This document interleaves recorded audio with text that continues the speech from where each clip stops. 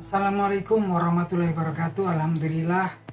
Selamat sore para sedulur-sedulur yang saya cintai. Jumpa lagi di kanal YouTube-nya Pak Degun. Oke para sedulur, seperti biasa di sore hari ini kita akan ngobrol-ngobrol santai tentang dunia persepak bolaan di negeri kita.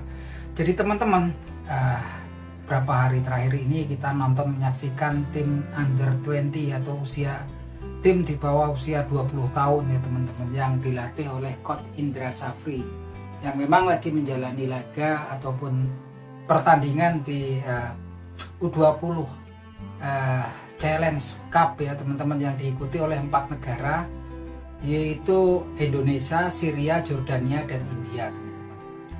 Teman-teman, sebetulnya kalau kita lihat dari peta daripada turnamen ini, musuhnya juga nggak begitu kuat-kuat amat. Kalau kita lihat Jordania itu negara kecil ya, di negara tetangganya Palestina di Timur Tengah. Terus kompetisinya juga nggak begitu baik lah gitu kan. Apalagi kalau kemudian kita lihat Syria ini negaranya malah lagi konflik ya teman-teman. Kita tahu beberapa minggu belakangan justru kemudian rezim ataupun pemerintahan Bashar al-Assad ini kemudian kalah sama rebel ya, sama pemberontak Free Syrian Army, yang mana pastinya juga kompetisi. Saya juga nggak ngerti di situ, negara yang masih konflik gitu kan. Di situ ada tentara Rusia, kemudian ada pemberontak Kurdi yang memang negaranya lagi kisruh gitu kan. Terus kalau kita lihat India juga negara yang mana memang bola itu nggak populer di India kan. Yang populer kriket di sana.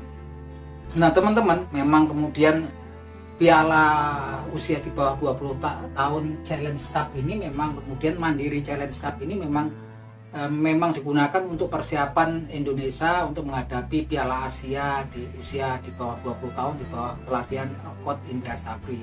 Tapi teman-teman, kalau kita lihat memang sepertinya di negeri kita ini banyak sekali drama-drama yang dibikin gitu kan. Telenovela ataupun drama, lebih ke telepon ke itu ya. Intrik-intrik ya, yang seperti yang kita tahu memang tampilan tim usia di bawah 20 tahun ini jeblok ya kemarin ketika jumpa Jordania di babak awal pertama. Juga Jordania yang cuma main dengan 10 orang karena salah satu pemainnya terkena kartu merah, juga kita tetap kalah ya, kalah 0-1. Begitupun di laga kedua ketika jumpa Syria, negeri yang lagi porak-poranda negerinya gitu kan. Kita bisa lihat kota Aleppo yang porak-poranda gitu kan, di mana masih sering terjadi konflik antara pemerintah dan pemberontak dan para pemberontak yang ada di negeri mereka. Kita nggak tahu kompetisi di negeri mereka itu seperti apa, ataukah mereka kemudian juga cuma main di jalanan atau di tengah-tengah puing-puing bangunan habis perang gitu kan.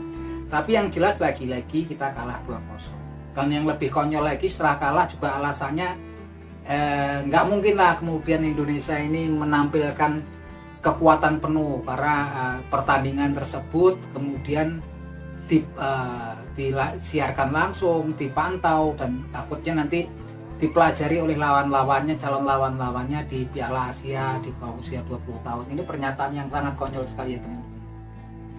Kalau yang seperti itu terus ngapain gitu? Susah-susah Bank Mandiri juga mengadakan Mandiri Challenge Cup gitu kan. Ini nggak ngerti, kita akan lebih banyak sekarang kekonyolannya ya di persepak bolaan kita gitu kan. Untuk apa ngadain turnamen kita sebagai tuan rumah kalau nggak pengen jadi juara gitu. Alasannya nanti ya sama nanti seperti AFF kemarin gitu. Karena bukan inilah, nggak masuk kalender FIFA lah, piala ciki-ciki. Tapi ngapain kalau yang ini kan oke lah, yang kemarin piala AFF yang pelaksanaannya ada di negara lain gitu kan, nggak di Indonesia. Ini kita tuan rumahnya, kita yang ngadain gitu kan. Kalau saya ya tetap semangat sepak bola, semangat sportivitas ya, kita berusaha sekuat mungkin, sepossible mungkin untuk berusaha menjadi juara, dan kalau kalah kita akui gitu kan. Nah ini konyol sekali ya teman-teman. Kita sangat prihatin dengan kondisi-kondisi dunia persepak bolaan di negeri kita yang memang kemudian lebih banyak dramanya gitu kan, lebih banyak dramanya daripada kemudian taktis sepak bolanya.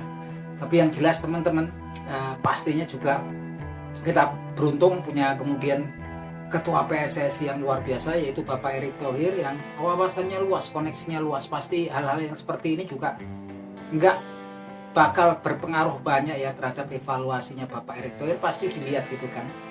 Bapak Erick Thohir, kalau Bapak Erick Thohir ini saya lihat memang wawasannya jauh ya teman-teman. Apalagi kalau kita lihat sekarang tim yang dimiliki oleh Bapak Erick Thohir, kepemilikan saham 51% daripada Oxford United di Liga Championship Inggris ini dimiliki oleh Bapak Erick Thohir ya, dan Anindya Bakri, dan tampak sekarang di bawah nahkodanya, di bawah Bapak Erick Thohir ya. Sekarang Bapak Erick Thohir luar biasa. Kemarin pelatihnya Des Buckingham dievaluasi, dipecat, diganti Gary Rowett, kemudian Marcelino Ferdinand juga ditarik ke situ ya.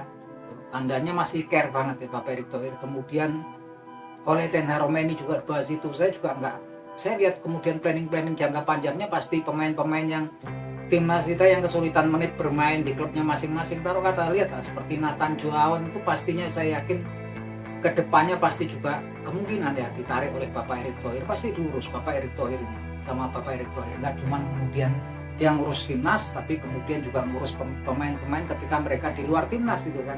Kita bisa lihat banyak pemain kita seperti Nathan Joaon, Justin Hubner ya, sekarang memang kesulitan dapat menit bermain di klubnya masing-masing. Dan saya lihat memang Bapak Erick Thohir dengan akuisisinya di Oxford United, saya lihat kalau nanti akademinya berjalan bagus di Oxford United, nggak menutup kemungkinan pemain-pemain muda Indonesia bisa mencicipi Liga Inggris. Dan kita doakan ya kalau kemudian nanti Oxford United pada saatnya nanti bisa tembus di Premiership Inggris nanti. Saya nggak bayangin nanti pemain-pemain kita seperti Marcelino Ferdinand, syukur-syukur nanti Rizky Ridho bisa mencicipi English Premiership, itu luar biasa ya. Tapi kalau yang dalam negeri ini kebanyakan drama ya, apalagi yang di pernyataannya kemarin kalau kita lihat memang alasannya salah satunya nggak menurunkan kekuatan penuh. Terus untuk apa gitu kan?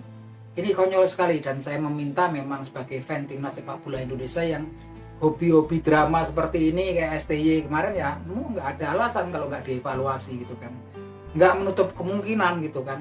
Saya berharap juga justru kalau kita lihat memang pelatih asing memang ternyata memang sangat dibutuhkan ya, kompetensi, dedikasinya gitu kan, ini memang bisa dilihat ya nanti ya. Dan kita ada puncaknya, harapannya memang kemudian timnas kita bisa lolos di putaran final Piala Dunia 2026. Oke, itu aja teman-teman obrolan kita. Ini bahas tentang Piala Mandiri Challenge Cup ya, yang diadakan beberapa hari ini. Ya mungkin kita bisa menang ya lawan India Under 20. Ya kalau kalah sama India alasan lagi ya sudah, itu konyol. Saya minta yang seperti hal-hal seperti ini cukup jadi catatan buat Ketua Umum PSSI ya. Yuk, salam sepak bola.